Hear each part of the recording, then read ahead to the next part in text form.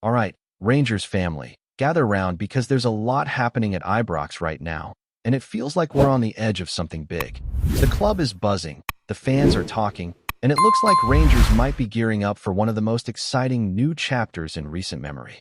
The word coming out of Glasgow suggests that real progress is being made behind the scenes toward a long-term plan that could change the look and feel of Ibrox Stadium for decades to come. And you know what that means? This isn't just about bricks, seats, or fresh paint. This is about vision, ambition, and taking Rangers to that next level, both on and off the pitch. From what's been emerging, the new ownership group isn't wasting time. They've been working quietly but decisively to find the best way to modernize our beloved ground. It's still early days, but the latest discussions are painting a clearer picture of what's on the horizon. There's talk of expansion, improved facilities, and even adjustments to the pitch itself, all part of a master plan to make Ibrox not just one of the most historic venues in Britain, but one of the most advanced. The Glasgow Giants clearly mean business. Now, before we dive into all the development news, there's another story that's stirred up a lot of conversation across the Scottish football community. Rangers have reportedly requested a formal meeting with the Scottish Football Association following the release of a key match incident report from that painful Premier Sports Cup semi-final defeat to Celtic. According to the findings, referee Nick Walsh made an error when he decided to show only a yellow card to Celtic defender Austin Trusty after his dangerous challenge on Jack Butland. The review panel concluded by a 2-1 majority that a red card should have been shown, and that the VAR team ought to have instructed Walsh to check the monitor for a possible upgrade in punishment. Rangers feel that this report backs up concerns they've been voicing for a while now, concerns about officiating consistency in key matches. The club already met with the SFA last week to discuss their dissatisfaction with how the incident was handled. They're not pointing fingers at individuals, but they are pushing for greater transparency and fairness across Scottish football. In their view, too many crucial moments have been affected by inconsistent decisions that are hard to justify, and they want constructive talks to address what they see as a recurring pattern rather than a one-off mistake. That's the kind of proactive stance fans have been calling for. Rather than just complaining, the club wants to bring data, dialogue, and accountability into the discussion. They're trying to protect not only Rangers' interests, but also the overall integrity of the game. And honestly, that's something every supporter, regardless of their colors, should want: a level playing field. But let's shift gears to what's truly exciting everyone right now: the potential transformation of Ibrox. The new ownership group, led by American investor Andrew Kavanagh and backed by the 49ers Enterprises, has been exploring ambitious plans to expand and modernize the stadium. Their goal isn't just to add seats for the sake of it, but to strengthen Rangers' long-term financial foundation. According to reports, the proposal on the table could see around 4,000 additional seats added by lowering the pitch, which would push Ibrox's total capacity beyond 55,000. Imagine that, over 55,000 fans roaring together under the lights of Ibrox. That's a sound that could shake the city. The idea first surfaced publicly back in June during the club's annual general meeting, when Vice Chairman Parag Marathe confirmed that stadium expansion was being actively considered. Marathe, who also has experience in the NFL world with the San Francisco 49ers, emphasized that enhancing the matchday experience and boosting revenue streams are top priorities for the new leadership team.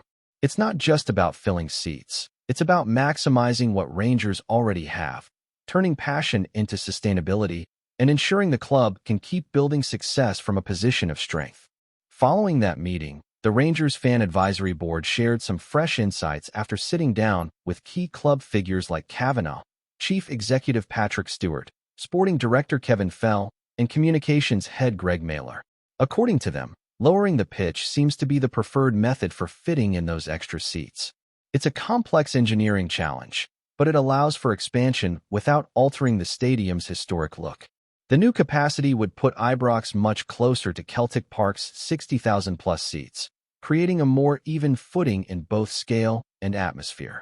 Financial analysts have already weighed in on what this could mean. Former Manchester City advisor Stefan Borson estimated that the project could generate an extra £4 to £5 million in revenue every year once completed. That might not sound world-shaking in Premier League terms, but for Scottish football, That's a huge boost, especially considering Rangers already rank among the top British clubs for gate receipts. With the current setup, the club brought in around £44 million in gate and hospitality income last season, up from 40 the previous year. So adding even a 10% increase on top of that is massive. And let's not forget the context.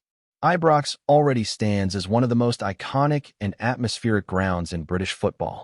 It's been the home of Rangers since the late 1800s, and it remains the beating heart of the club's identity. But even the most historic stadiums need evolution to keep pace with modern demands.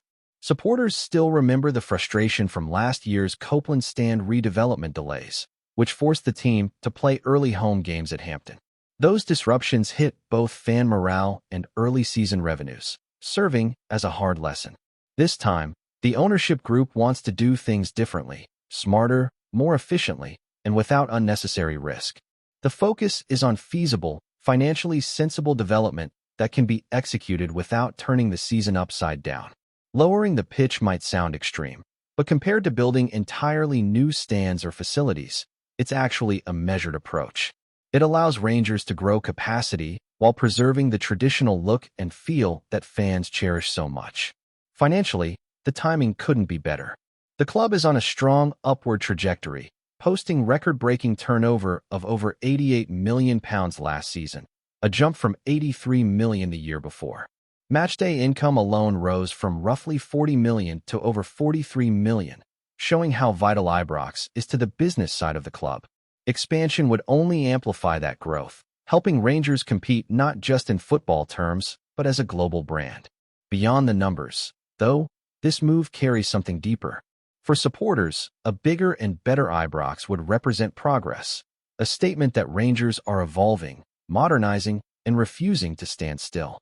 It's about pride, heritage, and ambition coming together.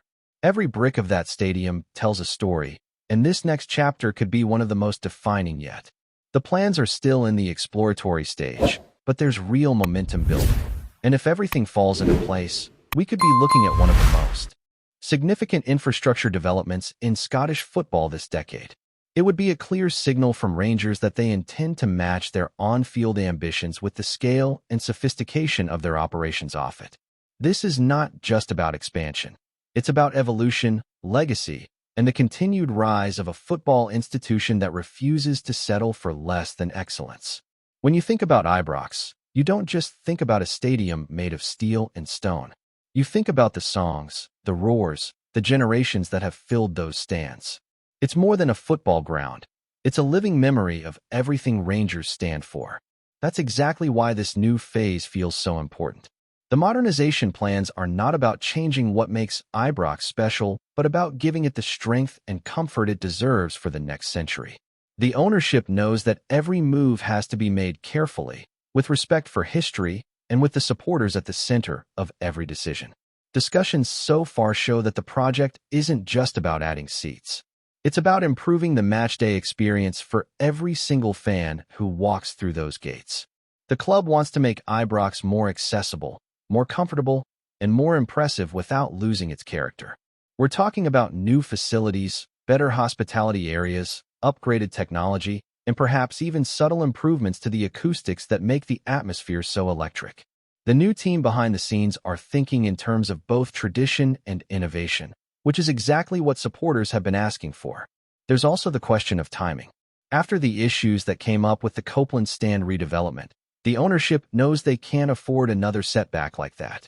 The early home matches played at Hampton were a logistical nightmare for fans and players alike. So this time, the planning is more detailed, the feasibility studies more precise, and the approach more deliberate.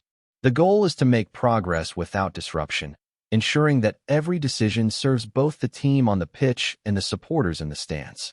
Rangers leadership is working closely with architects and financial experts to ensure the expansion makes long-term sense.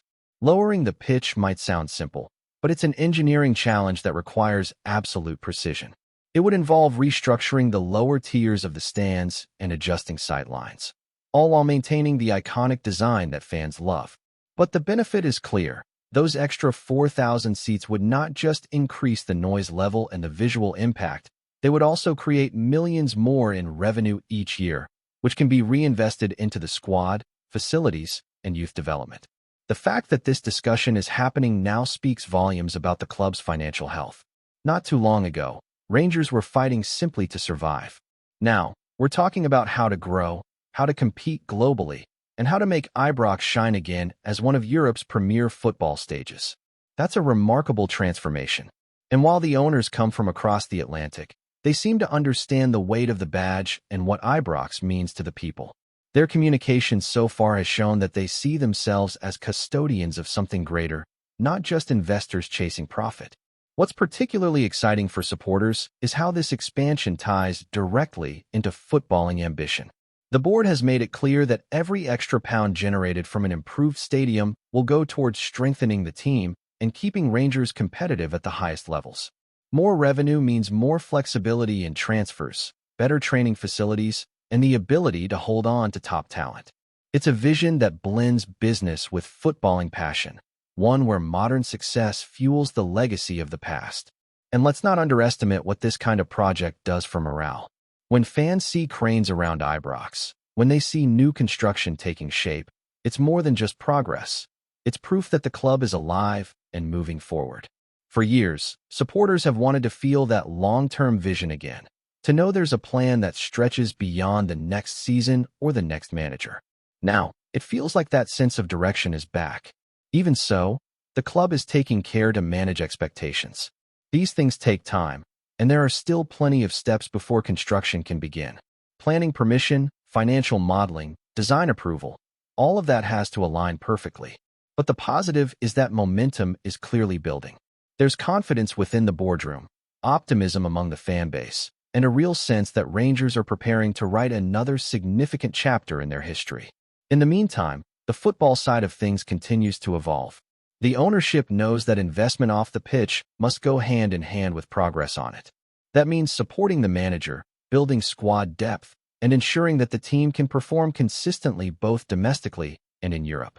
Every seat sold at Ibrox, every improvement made to matchday operations, fuels that ambition. When the stadium grows, the team grows with it. The numbers tell their own story. Rangers' revenue growth over the last few years has been outstanding. To move from just over £80 million to nearly £90 million in annual turnover is a sign of careful management and rising commercial strength. And this is just the beginning. With European nights bringing in global exposure and the fan base continuing to expand worldwide, there's an opportunity to turn Ibrox into a true modern powerhouse while still keeping its old soul intact. Before we continue, make sure to subscribe to our channel and turn on notifications to get all the exclusive news about Rangers FC. Don't overlook any details about your beloved team. It's crucial for Rangers FC fans. In what's rapidly becoming the talk of the Scottish football scene, Rangers' dressing room was reportedly rocked by none other than Jack Butland this week. Sources close to the club claimed the England international goalkeeper exploded in frustration, leaving teammates stunned and staff scrambling to contain the situation. "I will not accept this," he allegedly shouted, before storming out, in what insiders are describing as a shocking declaration of intent to leave the club. The 31-year-old, who has been a mainstay between the sticks for Rangers, has had a turbulent season on and off the pitch. While some fans praise his heroics in goal, others have reportedly questioned his consistency, sparking tension that has now apparently boiled over. The dressing room incident has set tongues wagging across Scottish football circles, with speculation mounting over where Butland could head next if he indeed follows through on his explosive statement. Rangers insiders, while insisting they are working to smooth things over, admitted the atmosphere is tense. One anonymous source said, "Jack's passion is unquestionable, but the frustration he's feeling has reached a boiling point. Nobody wants this to escalate, but it's clear something's got to give." Rumors are now flying that several English Premier League sides might be quietly monitoring the situation, hoping to snap up the shot-stopper should he make himself available during the upcoming transfer window. Fans on social media have been quick to react, with some expressing disbelief that a player of Butland's caliber would publicly voice such discontent. Others, however, argue that the goalkeeper has every right to demand more respect and a better role within the squad. The timing is particularly dramatic, coming at a crucial stage of Rangers' domestic campaign. where every match carries high stakes and any disruption could ripple through the team's performance. As whispers continue to circulate, the burning question remains: will Jack Butland really walk away from Ibrox? Or is this just a fiery outburst destined to cool down after a few days? Whatever happens, one thing is certain: Scottish football has been thrown into feverish speculation, and all eyes will now be on Rangers' next moves, both on the pitch and in the transfer market. Greetings, fans. Make sure to hit that like button and subscribe to the channel, as it's greatly appreciated by Rangers FC. And don't forget to share your thoughts on the news in the comments section below. Until the next video, stay tuned.